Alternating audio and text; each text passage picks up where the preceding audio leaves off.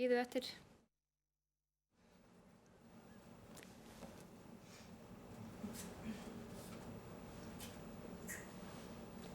Góðan daginn og verið hjartanlega velkomin á þennan viðburð sem við fengið titilinn Hvað borða Íslendingar?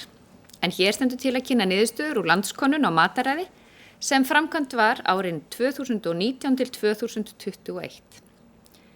Landskönnun á mataræði var fyrst framkvæmt með þætti sem nú gert fyrir árið 1990 og hefur verið framkvæmt nokkur sinnum síðan. Það gríðarlega mikil vinna á bakvið þessa könnun, meira heldur en við mörg gerum okkur grein fyrir og undirbúningur hófst árið 2018. Og það hafa verið ýmsar hindranir í veginum sem við ætlum ekkert að fara yfir hér, en þetta tókst og því bara fagna. Við viljum þakka öllum þeim sem hafa komið að framkvæmdinni, bæði þeim sem svöruðu og öllum sem koma að undirbúningi og bara þökkum þeim kærlega fyrir þeirra framlag. En það er ein manneskja sem ég langar að nefna sérstaklega sem hefur fylgt þessu verkefni alveg frá upphafi. Hefur komið að landskönnum á mataræði alveg frá upphafi þessa eins og þeir eru í þeirri mynd sem þeir eru. Og það er því ekki á neitt halla þá ég nefni sérstaklega Hólmfríði Þorgeirsdóttur, verkefnastjóra næringar og þakka henni fyrir sinn hlut í þessu verkefni því án hennar krafta og seglu er ég ekki vissum að þetta hefði tekist. Hún tók þátt í undirbúningnum, hún barðist fyrir því að við fengjum fjármagn í þetta, hún kom að framkvæmdinni og já, hún tók að sér að hlaupa í skarð spyrla, tók yfir 250 viðtöl, þannig að hennar framlag er ómetanlegt og fyrir það færum við hennar kæra þakkir. Það er einmitt gaman að segja frá því að hún hefur verið með þarna frá upphaf og með henni Laufeyju Steingrímsdóttur sem er einmitt hjá okkur í dag. Hún er margir sem hafa komið að og eiga stóran þátt í því að við eigum niðurstöðurnar sem við höfum byggt á og svo núna þessar nýjustu niðurstöður. En vindum okkur í dagskrána, hún Alma Möller landlæknir ætlar að ávarpa okkur í upphafi. Þar og eftir koma Hólmfríður Þorgeirsdóttir og Jóhanna Eyrún Torfadóttir verkefnastjóri næringar hjá embætti landlæknis og þær munu kenna helstu niðurstöður og í framhaldinu mun prófessor Bryndís Eva Birgisdóttir sem hafði yfirumsjón með framkvæmd seinni hluta könnunarinnar og einnig með úrvinnslu og skýrsluskrifum fyrir hönd rannsóknastofu í næringafræði og mun kynna stuttlega hvernig gögn úr landskönnunu munu nýtast í ýmis verkefni og framtíðar rannsóknir. Að lokum munum við svo bjóða upp á fyrirspurnir hér úr sal. Gjörðu svo vel að.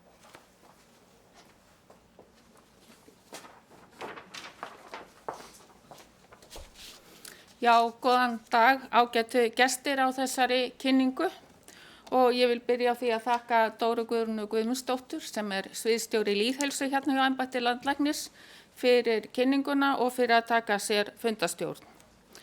Embætti landlæknis og rannsóknastofa í næringarfræði hjá Háskóla Íslands sáu þessa könnun en að henni komi einnig sérfræðinga hjá Matís og menntavísindasviði HÍ auk tölvufyrirtækisins Hugsjár. Ég vil byrja á að þakka þessum aðilum fyrir frábæra og viðamikla vinnu og ég eins og Dóra Guðrún vil sérstaklega nefna samstarfskonu mína Hólmfríði Þorgeirsdóttur sem hefur drifið vinnuna áfram. Það verður æ ljósara hve holl og fjölbreytt fæða er mikilvæg fyrir heilsu og vellíðan frá degi til dags og til að draga úr líkum á langvinnum sjúkdómum og ótímabærum dauðsföllum. Hollur matur er því mikilvægur heilsu okkar bæði til skemmri og lengri tíma og því brýnt fyrir hvern og einn að huga vel að mataræði. Það er því nauðsynlegt að fylgjast reglulega með mataræði landsmanna til að geta leiðbeint bæði almenningi og stjórnvöldum hvað megi bæta. Niðurstöðurnar nýtast á margan hátt, meðal annars við að meta þörf á lýðheilsuaðgerðum eða frekari rannsóknum vegna of lítillar eða of mikillar neyslu einstakra fæðuflokka eða næringarefna. Landskönnun er nákvæma staðferðin til að meta mataræði landsmanna, þótt reglulega vaktanir á einstökum matvælum, bæði innlendar og samnorrænar, geti gefið vísbendingar stöðuna.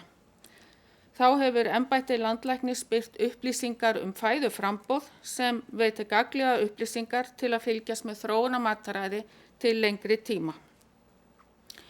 Niðurstöður þessarar landskönnunar sem gerð var 2019 til 2021 eru bornar saman við ráðleggingar heilsusamlegt mataræði og við síðustu rannsókn sem gerð var með þessum hætti, það var 2010 til 11. Þær sýna meðal annars að hluti landsmanna fær ekki nóg af öllum nauðsynlegum næringarefnum og að neysla á grænmeti hefur staðið í stað en neysla á ávöxtum hefur minnkað. Niðurstöðurnar benda einnig til þess að beina þarf athyglinni sérstaklega að yngstu aldurshópum, kvenna og karla sem tóku þátt í rannsókninni. Það 18 til 39 ára. Konur í þessum aldurshópi, og þær eru á barneignaraldri, fá síður nóg af mikilvægum næringarefnum á borð við járn, joð, C-vitamin og fólat. Að auki D-vitaminneysla þeirra að jafnaði undir ráðlegri inntöku líkt og hjá ungum karlmönnum sem svo hópur sem fær minnst af D-vitamini. Þetta þarf að laga. Eins sjást vísbendingar að mataræði landsmanna sé að breytast nokkuð og má það nefna minni neyslu á trefjum og aukinni neyslu á mettari fitu frá því fyrir 10 árum. Mikilvægt að fylgjast vel með þessari þróun og nauðsynlegt að afla frekari upplýsingar hvaða áhrif þessar breytingar hafa á heilsufar og sjúkdómamynd þjóðarinnar til lengri tíma. Mikilvægt að leita leiða til að gera vandaðar rannsóknir með mælingum á styrk blóðfitu, blóðsykurs og blóðþrýstings ásamt því að framkvæma mat á næringarástandi þjóðarinnar með mælingum á styrk í líkamanum, til dæmis D-vitamins, jóðs og járns. Ásamt því að fá betri yfirsýn yfir næringarástand og sjúkdóma meðal þjóðarinnar þurfa stjórnvöld að tryggja fjármögnun og virkja aðgerðaráætlanir og stefnur sem hafa verið gefnar út með það markmið að efla lýðheilsu í landinu. Má þar nefna aðgerðaráætlun beitingu efnahagslegrar hvata til eflingar lýðheilsu, matvælastefnu fyrir Ísland til ársins 2030 og innkaupastefnu matvæla fyrir ríkisaðila. Mikilvægt einnig að styðja við landsmenn með heilsueflandi nálgunum hjá samfélaginu í heild sinni, til dæmis vinnustöðum og skólum og skapa þannig umhverfi og aðstæður sem stuðla að heilbrigðum lífsháttum. Það ánægjulegt að hjá heilsugæslunni verið að koma á laggirnar heilsueflandi móttökum þar sem boðið verður upp á ráðgjöf og meðferð vegna skilgreindra langvinnra sjúkdóma. Hér felast tækifæri til að miðlast traustum upplýsingum mataræði og sem byggja á nýjustu stöðu þekkingar þar sem ráðlegt mismunandi næringarþörf, háð aldri og aðstæðum hvers og eins. Kæru gestir, íslenskar ráðleggingar mataræði verða endurskoðaðar á næsta ári í kjölfar þess að nýjar norrænar leiðbeiningar verða birtar. Ég hvet alla til að kynna sér ráðleggingar og leggja sig fram að borða hollan mat. Matur mannsins megin. Góða stundir.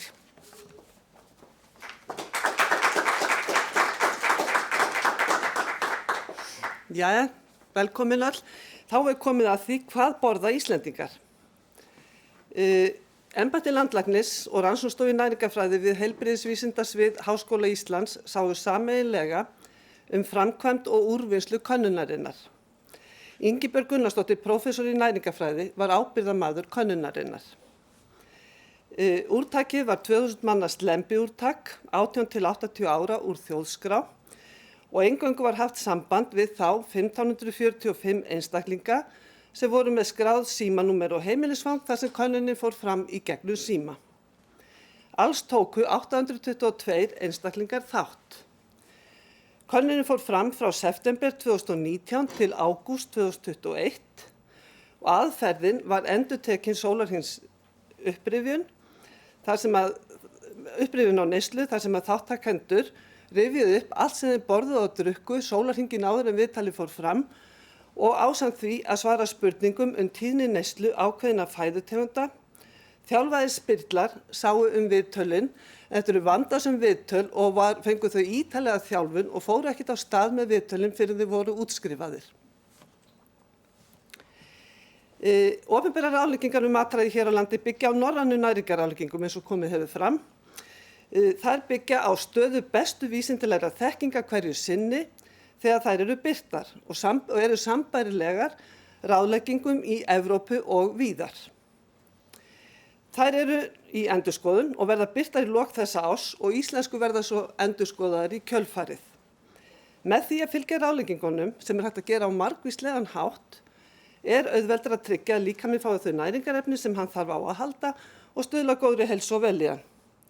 Og eins og kom fram hjá Elmu þá berum við niðurstöðurnar saman við ráðleggingar og síðustu landskönnun frá 2010 til 2011. Í ráðleggingunum mælt með neyslu á fæðutegundum sem eru ríkar af næringarefnum frá náttúrunnar hendi og að takmarka neyslu á mikið unnum fæðutegundum. Ráðleggingarnar eru fyrir ávexti og grænmeti, heilkornavörur, baunin, hnetur og fræ, fisk, rautt kjöt, mjólk og mjólkurvörur, mikro- og hollari fitu og þá erum við að tala ómettaða fitu úr jurtaríkinu og fiski, minna salt, takmarka vörur sem innihalda mikið af viðbættum sykri og D-vítamín sem bætiefni, en það er eina vítamíni sem í fæðutengdu ráðleggingum. Einnig eru niðurstöðurnar bornar saman við ráðlagða dagskammta næringarefna, þá erum við að tala orkuefni, vítamín og steinefni. Niðurstöðurnar sýna að mataræðið hefur bæði þróast í átt að ráðleggingum og fjær þeim allt eftir því hvaða fæðutegundir og næringarefni við erum að skoða. Ef við byrjum á að líta á neyslu matvæla, þá kemur í ljós að flestar niðurstöður fyrir matvæli eru ekki normaldreiðar og því eru birtar upplýsingar dreifingu á neyslu matvæla í 100 hlutum. Hér á X-ásnum sjáum við hér lengst til vinstri hvað þau 5% sem borða minnst borða mikið. Gulu súlurnar sýna hvernig þetta var árið 2010 til 2011 en grænu súlurnar eru fyrir núverandi könnun. Hér lengst til hægri sjáum við svo hvað þau 5% sem borða mest borða mikið. Í miðjunni er svo miðgildi og það er helmingur sem borða minna en miðgildi og helmingur sem borða meira en miðgildi. Einnig eru birtar upplýsingar meðaltal, og það er hérna punktalínan, til samanburðar við síðustu landskönnun frá 2010 til 2011. Græna svæði hér fyrir ofan sýnir svo hvað er ráðlagt að borða. Ef við byrjum á því að skoða grænmetisneysluna, þá kemur í ljós að hún stendur í stað frá 2010 til 2011 og er að meðaltali 114 grömm á dag. Einungis 1% þátttakenda borða 250 grömm eða meira eins og ráðlagt er. Það hefur dregið úr neyslu ávaxta og berja meðan neysla ávaxta minnkar frá síðustu könnun úr 118 grömmum á dag í 98 grömm á dag. Einungis 4% þáttttakenda borða 250 grömm af ávöxtum eins og ráðlagt er. Hreinir safar eru ekki með í þessari tölu. Þetta eru bara ávextir og ber. Heilir ávextir og ber. Ef við leggjum saman neyslu á grænmeti og ávöxtum, þá er meðaltalið 213 grömm á dag, en var 238 grömm á dag í síðustu könnun. Þetta er innan við helmingur af því sem er ráðlagt að borða. Einungis 2% þáttttakenda borða 500 grömm á dag eða meira eins og ráðlagt er. Það mætti gjarna borða meira af heilkornavörum með því að skipta út fínni vörum fyrir heilkornavörur. En hvað eru heilkornavörur? Jú, það eru til dæmis heilir hafrar, bygg, rúgur, heilhveiti og hýðirsrísgrón og vörur unnar úr þeim svo sem heilkornapasta og trefjaríkt heilkornabrauð. Meðalneyslan er 56 grömm á dag en ekki eru samanburðarhæfar tölur frá fyrri könnun hér. Það er ráðlagt að borða að minnstakosti 2 skammta á dag eða 70 grömm og eru 27% þáttttakenda sem ná því marki en 30% þáttttakenda neyttu engra heilkornavara þá 2 daga sem spurt var mataræðið. Þá erum við komin að góðum próteingjöfum og byrjum á baunum, linsum, hnetum og fræjum. En það mætti auka í fæði landsmanna með því að skipta út til dæmis einhverjum kjötréttum fyrir grænmetisrétti sem geta innihaldið þessar fæðutegundir. Grænmetisréttur er á borðum hjá fjórðungi þáttttakenda einu sinni í viku eða oftar. Meðalneysla á grænmetisréttum er 80 grömm á viku. Við höfum ekki heldur samanburðarhæfar tölur hér frá síðustu könnun. Meðalneysla á hnetum er 5 grömm á dag. Ráðlagt að borða 30 grömm af hnetum á dag sem svona hnefafylli og það eru 5% sem náðu því marki.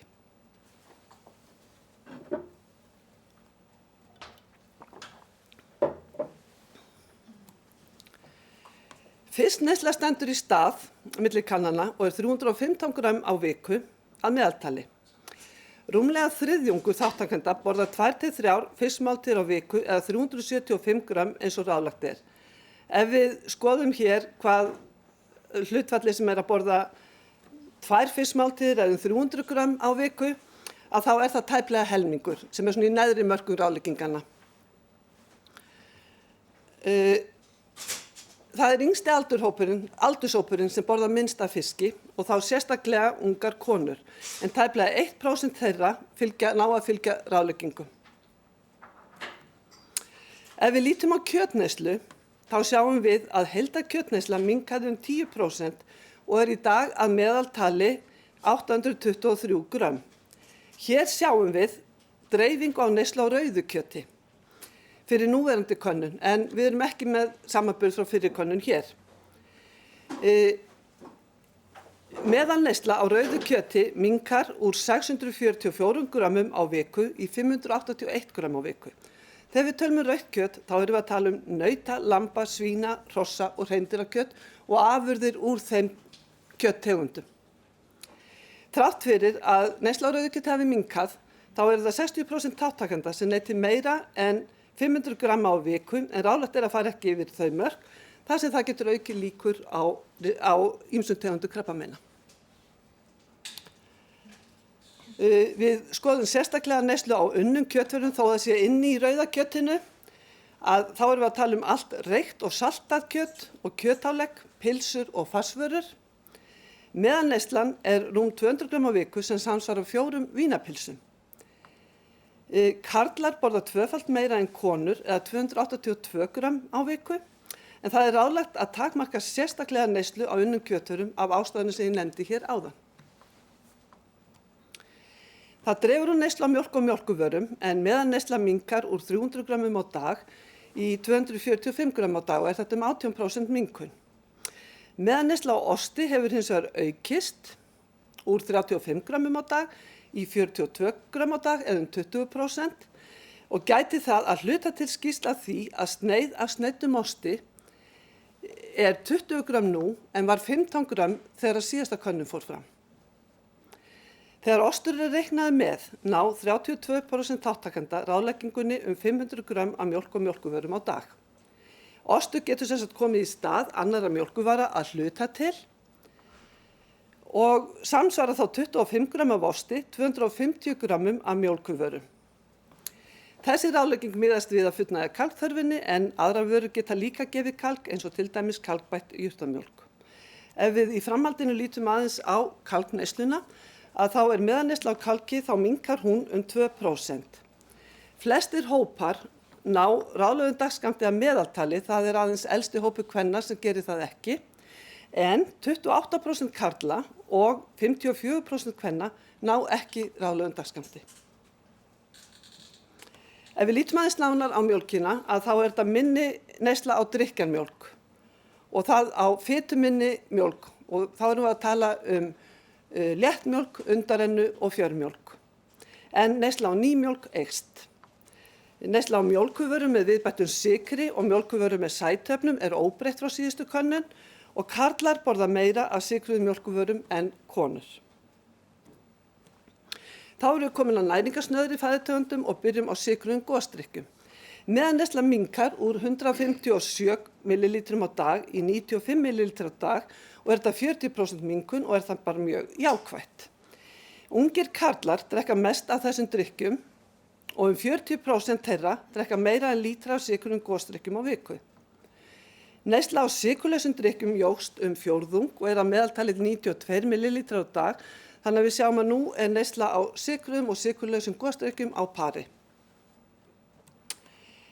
Sælgætisneysla stóð í stað frá fyrri könnun og er 114 grömm á viku. Þetta er trúlega vanmat en samkvæmt fæðuframboðinu var það 350 grömm á viku fyrir árið 2020 en það vel þekkt að það vanmat á neyslu gosdrykkja og sælgæti í slíkum könnunum. Yngri þáttakendur borða meira sælgæti en þeir eldri og það ekkert sem kemur á óvart. Ísneysla óbreytt og samsvarar 1 litlum ís úr vél á viku. Neysla á sætabrauði, keksi og kökum hélst óbreytt og rúm 300 gram á viku. Þetta tvöfalt meira en neysla á heilkorna brauði.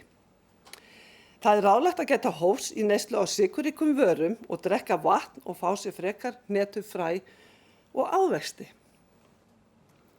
Þá erum við komin að næringarefnunum. Þá erum við svona cirka hálfnuð í yfirferðinni og við ætlum að tala núna næringarefnin og við byrjum á orku og orkugefandi næringarefnum. Það kemur ljós að heildarorkan, hún stendur í stað milli kannana og að meðaltali 2044 hitaeiningar á dag. Það hefur ekki verið breyting heldur á hlutfalli orku úr próteinum. Það ríflegt í fæðinu miðað við ráðleggingar og þetta að meðaltali 18%. Og þeir sem fá minnsta próteinum úr fæðinu líka vel yfir ráðleggingum en ráðleggingin sem sagt 10–20% orkunar komið frá próteinum. Heildarfituneysla á uppleið og líka mettaðar fitusýrur meðan að kolvetnaneyslan á niðurleið og undir ráðleggingum. Það líka búið að minnka aðeins neysla á trefjaefnum og auðvitað líka viðbættu sykri eins og Hólmfríður kom inn á. Alkohól sem hlutfall af heildarorkuinntöku eins milli kannana.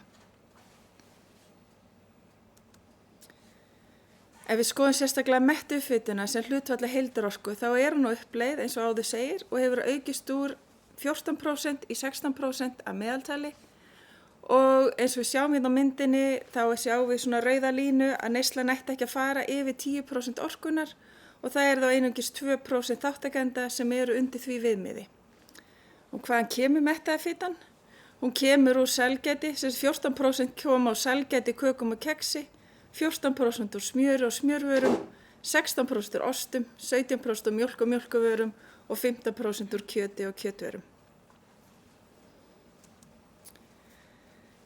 Og eins og við sögðum líka með viðbætta sykurinn, það hlutfallið hlutfall af orku minnkar úr 9% í 7% og myndinni sjáum við að það ráðlegt að viðbættur sykur sé undir 10% orkunar og helst minna. Þátttakendur í innsta aldurshópnum, þriðjungur þeirra fer yfir þessi 10% orkunar úr viðbættu sykri og sykurinn sem í fæði þáttakenda kemur á mestu leyti þarna úr viðbættum, úr gosi, íþrótta og orkudrykkjum, sælgæti, keksi, kökum og ís.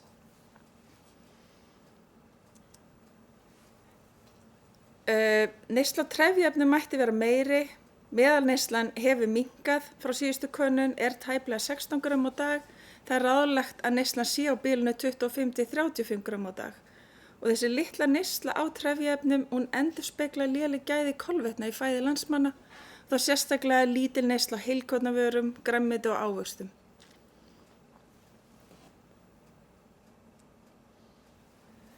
Og þá erum við svona búin með þessi orkugefandi næringarefni og færum okkur yfir í neyslu á vítamín og steinefnum. Við tökum svona fyrir helstu þar sem ekki að ná meðaltalinu en neyslan fyrir flest að meðaltali yfir ráðlegu dagskammti. Undantekningin neysla á D-vitamíni meðal þeirra sem taka ekki bætaefni og svo eru nokkrir hópar vel undir ráðlegu dagskammti fyrir neyslu á fólati og jóði. Almennt við útreikninga á neyslu vítamína og steinefna ekki tekið með bætiefnin. Það bara tekið það sem við fáum á fæðunni en við reiknum D-vitamín úr bætiefnum með þegar við skoðum D-vitamín og fyrir fólat fyrir konur og barneignaraldri. Þetta einu næringarefni sem ráðlegt að taka, sem við getum ekki fengið úr fæðunni einnig saman. Það eru allir sem ættu að taka lýsi, perlur, töflur eða úða til að fá D-vitamín og konum og barneignaraldri ráðlegt að taka fólat. Hér skoðum við hve mikið D-vitamín kemur þá annars vegar úr fæðunni og það eru grænu súlurnar og hins vegar með fæðubótarefnum, það eru brúnu súlurnar. Meðalneysla á D-vitamínu úr fæðu einnig saman tæplega 5 mikrogram á dag en ráðlega dagskammtur 15 mikrogram á dag sem samsvarar 600 alþjóðlegum einingum. fyrir þá 10 til 70 ára og 20 mikrogram á dag eða 800 alþjóðlegar einingar fyrir eldri en 70 ára. Ráðlega dagskammtur, hann miðast við að viðhalda góðum D-vitamin búskap. Þannig að ef það uppgötast að fólk er með skort fyrir D-vitamin skort, þá er alveg mjög eðlilegt að séu gefnir hærri skammtar en ráðlega dagskammtur segir til.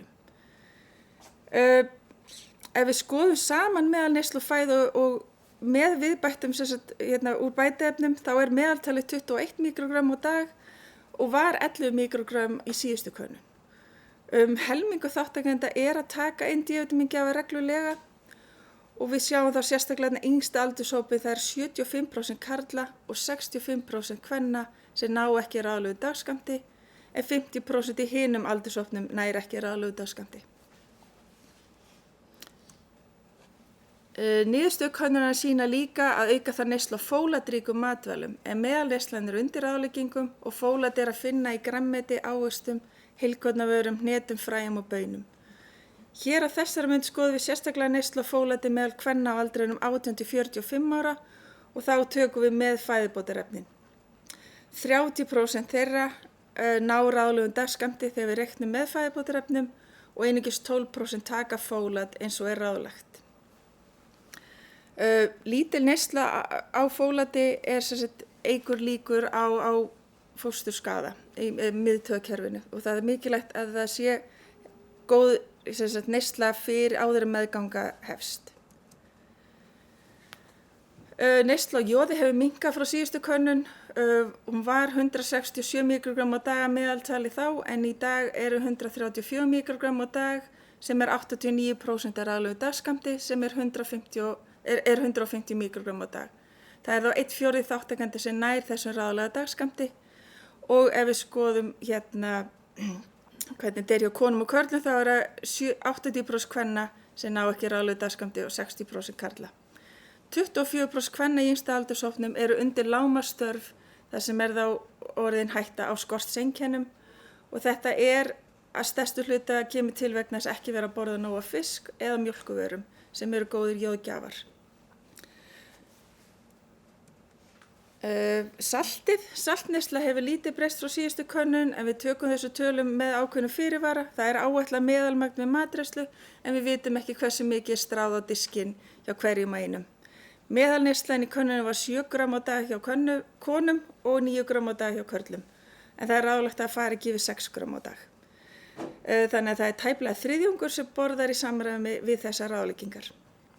Mest af saltinu kemur úr tilbúnum matvælum eins og kjötvörum, brauði, ostum og sósum og súpum.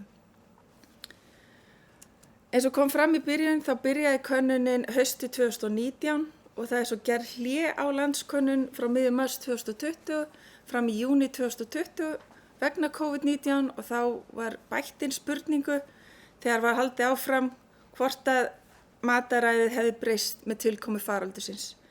19% þáttakanda svöruðu því játandi en það var ýmist þannig sögðust hafa borðað meira heilsusamlega eða óheilsusamlega þannig að hlutföllin voru svipuð í báðar áttir. Þannig að nú erum við búið með helstu yfirferðina og tekið saman í lokin út frá þessum fæðutengdu ráðleggingum. Þá bara summum við þetta aftur saman, grænmetisneyslan stendur í stað en ávaxtaneyslan minnkar. Það eru 2% sem fylgja ráðleggingum 500 gram á dag eða meira. Heilkorn ætti að borða minnst 2 á dag eða fá þá 70 gram á dag eða meira. Það eru 27% sem ná því marki og trefjaneyslan hefur minnkað frá síðustu könnun. Fiskneysla stendur í stað milli kannana en er sérstaklega lítil yngsta aldurshópi kvenna og það eru 34% sem er að ná við þá við sirka 2,5 sinnum í viku eða 375 gram á viku. Mjólkurneysla minnkar en ostneyslan eykst og það eru 32% sem ná þessum 500 grammum á dag af mjólkurvörum. Neysla á rauðu kjöti hefur minnkað en það eru þá samt einungis 40% sem er að fá minna en 500 gram á viku. Þessi mýkri og hollari fita þá sjáum við að það er 81% sem er að fá samkvæmt ráðleggingum af einómettaðri fitu og 55% af fjölómettaðri fitu og það er að aukast neysla á fjölómettaðri fitu en einómettaða fitan stendur í stað. en hlutfall mettaðra fitu eykst og það eru 2% sem ná að fylgja ráðleggingum mettaða fitu. Saltneyslan stendur í stað, það eru 30% sem fylgja það ráðleggingum og svo neysla á D-vítamíni að aukast en samt erum við bara með 48% sem ná ráðlegum dagskammti. Hlutfall orku viðbættu sykri minnkar og það er það helst vegna þess að það er minni neysla á sykrum, gos og svaladrykkjum og það eru 80% sem fylgja ráðleggingum með viðbætta sykur en 66% í hópnum 18-39 ára. Þá ætlum við að láta Bryndísi loka þessu og gera svo vel.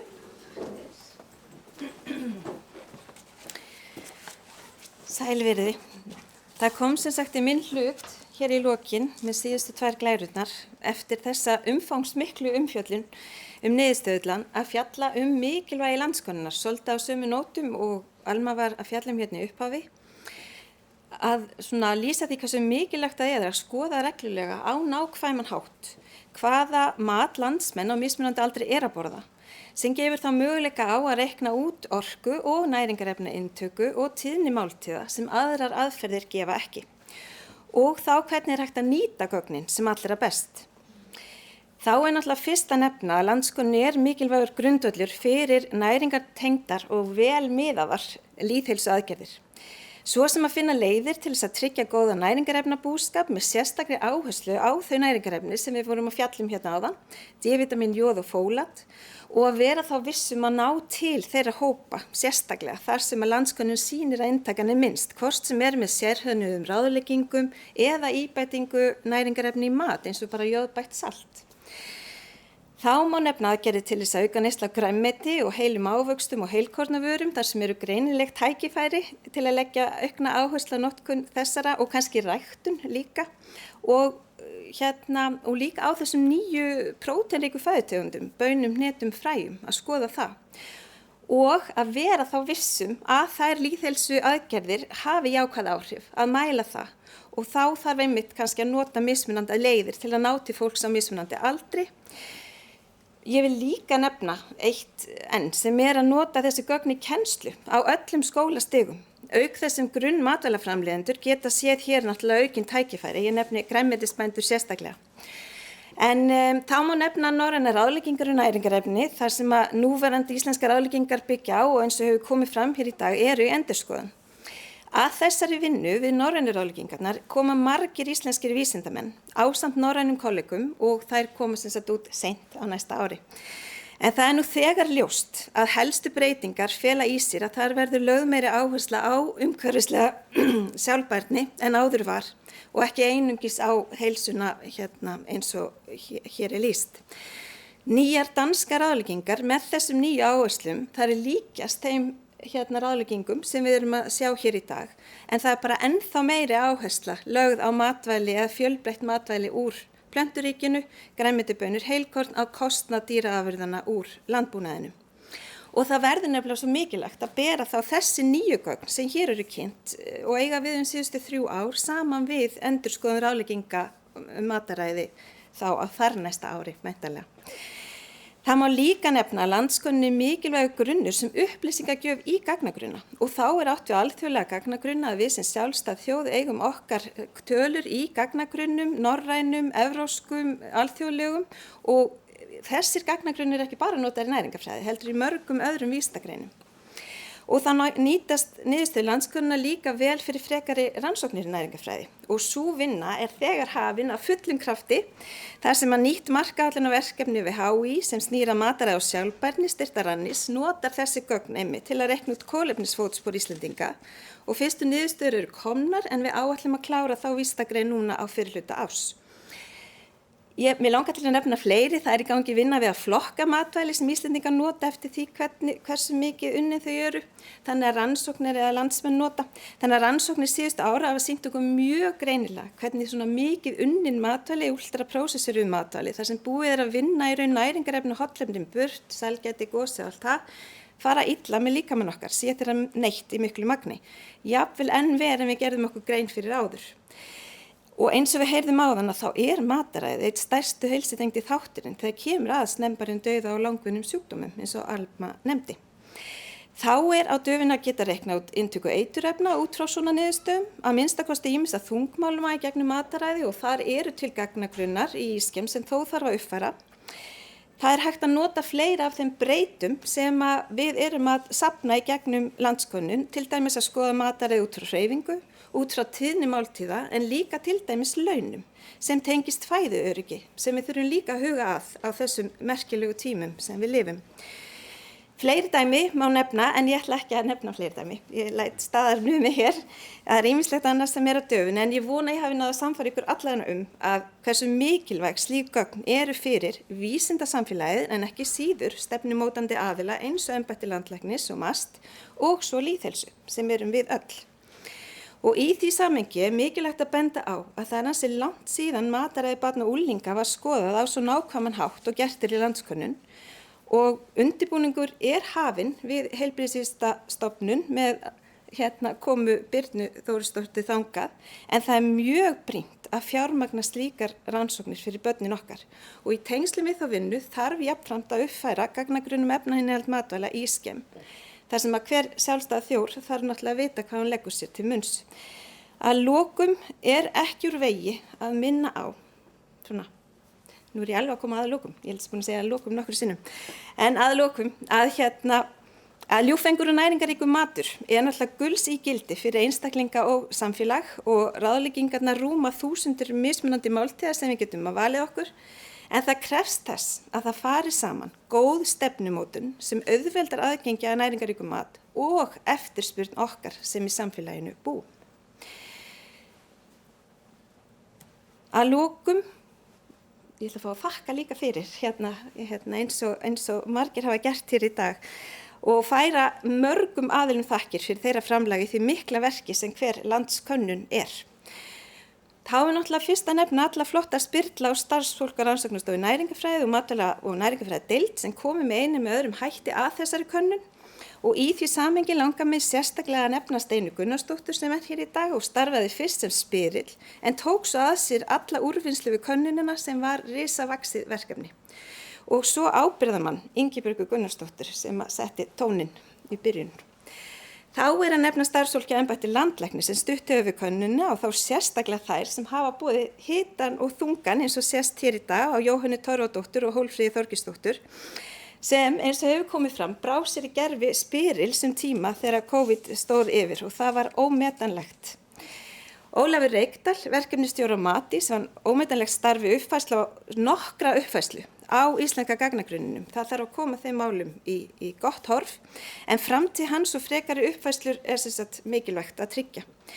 Þá ber að nefna Önnu Sigríði Ólafsdóttur, prófessor og starfsfólk á Menntavísindasviði Háskóla Íslands sem unna uppfærslu á skammtastærðarheftinu sem var notað í þessari landskönnun og þá líkil atriði að það sé vel og rétt gert.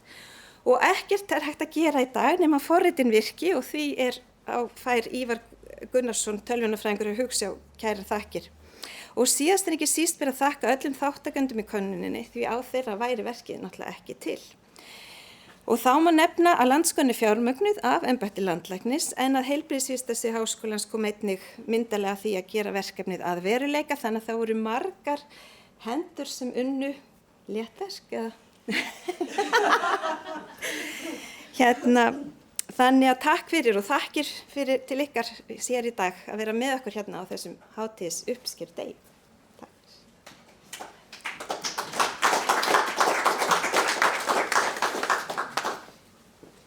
Þakka þér kærlega fyrir, Bryndís Eva, og kærlega fyrir þinn þátt. Þá og öllum sem kynntu og bara tekum undir allar þessar þakkir sem þú hefur fært hér. Og þá komum við að spurningum. Einhverjar spurningar hér nú sal? Eitthvað sem óljóst og þið viljið fá að vita nánar eða var þetta allt bara kristaltært? Ég meina spurningu. Já. Ef ég skil þetta rétt og ég held ég skil þetta rétt að þegar að skoða ráðleggingar embættisins að þá sé hægt að segja að einungis 2% þjóðarinnar sem ná að uppfylla þar ráðleggingar. Já, ég þarf að endurtaka spurningunum þeirra fyrir þá sem eru í streymi, gjörðu svo vel Hólmfríður Kontu, það spurt, það rétt skilið að það séu einungis 2% Íslendinga samkvæmt þessum niðurstöðum sem ná að uppfylla ráðleggingar næringu? Hólmfríður? Ég hugsa að það sé nokkuð nálægt lagi. Það allavega sá fjöldi sem nær að uppfylla ráðleggingarnar fyrir ávöxt og grænmeti og það allavega ekki hærra hlutfall sem að fylgir ráðleggingunum í heild. Þannig að það hafa líka verið sett þessi skilaboð það hvernig fylgjum við ráðleggingunum á sem einfaldastan hátt og þú borðar hollt með því að velja og eru skilaboðin á baku okkur og þetta eru seglar sem hafa verið sendir og eru að sjá á ýmsum ískapum og ef einhvern vartar þá að gera að hengja þetta upp og fylgja þessu og minna sig á þegar maður fer í ískapin hvað það sem hjálpar okkur að borða hollt. Fleiri spurningar og bara hafa í huga að þú spyrð og svo þarf ég endurtaka fyrir þá sem fylgja. Það ekki beint spurning, Nei. Bara ábending. Ábending, já. Kom þú bara upp. Já. Flott að fá hún Ingibjörgu Gunnarsdóttir upp. Ábyrgðarmann rannsóknarinnar, gjörðu svo vel. Takk, Ingibjörg heiti ég. Bara ábending til aðila sem eru að hlusta því að það eru náttúrulega settar fram ráðleggingar fæðuval til að fullnægja þörf fyrir ýmis næringarefni. Að það eru hópar þarna úti sem að annarkvort ekki geta notað ákveðna fæðutegundir eins og fisk og mjólk og hugsanlega fleiri fæðutegundir. Að þá mikilvægt að það eru til aðra leiðir heldur en bara þær sem eru settar fram hér. Ráðleggingarnar eru alltaf settar fram með það með fjöldan í huga, svona eins og flestir gera og flestir geta. En þessir hópar sem að annarkvort velja að borða ekki ákveðna fæðutegundir eða geta það ekki af heilsufarslegum ástæðum, að það eru til lausnir. Og ég held að þetta sé líka eitthvað sem við þurfum að skrifa aðeins skýrar inn í næstu ráðleggingar, að það sé algjörlega ljóst hvað þú getur gert ef þú getur ekki fylgt ráðleggingu. Það hefur verið gert vel fyrir mjólkurvörur, að þar tilgreint að ef að fólk getur ekki nota mjólkurvörur þá sé ráðlegt að nota kalkbættar vörur eða taka kalktöflur. Og svo eru fleiri atriði sem maður þarf að hafa í huga í þessu samhengi. Já. Takk. Takk að þið kærlega fyrir. Takk fyrir. Nú við vorum líka þegar við vorum svona aðeins að undirbúa þennan fund og oft þegar við erum að ræða næringu að þá það alveg ljóst að það eru margir sem hafa áhuga á næringu og hafa áhuga á mat.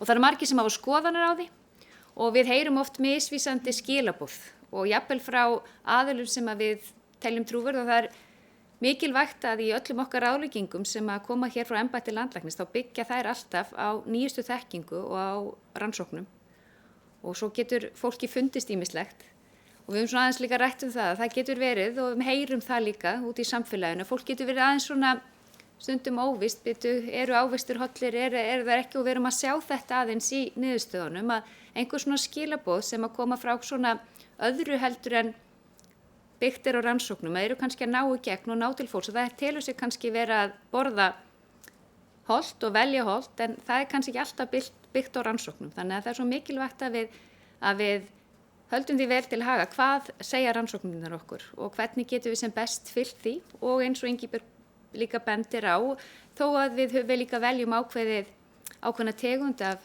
fæði, það getur verið auðvitað óþál og ofnæmi og svo það líka það að ákveðin lífstíl að velja það að vera grænkeri eða hvernig fylgjum við líka og getum borðað hollt og ná öllum sem næringarefnum út frá því vali sem við veljum. Eru fleiri ábendingar eða spurningar svona sem að þið viljið koma að hérna? Ef ekki, þá held ég að við segjum þetta bara gott í dag. Við þökkum ykkur kærlega fyrir þeir sem komu og þökkum fjölmiðlafólki fyrir að sýna þessu áhuga. Það mikilvægt að við vinnum þetta með ykkur og komum þessum skilaboðum áleiðis til landsmanna. Að hvernig staðan og hvað við getum gert til þess að bæta það ennþá frekar því að þetta skiptir virkilega miklu máli, hvað við borðum, svo að við lifum sem lengst og við bætum líka lifum sem best. Það er ekki bara að bæta árið við lífið heldur það þarf að vera gott líf í þessum árum. Þannig að takk kærlega bara fyrir komuna, takk kærlega þið sem hlustuðu í streyminu.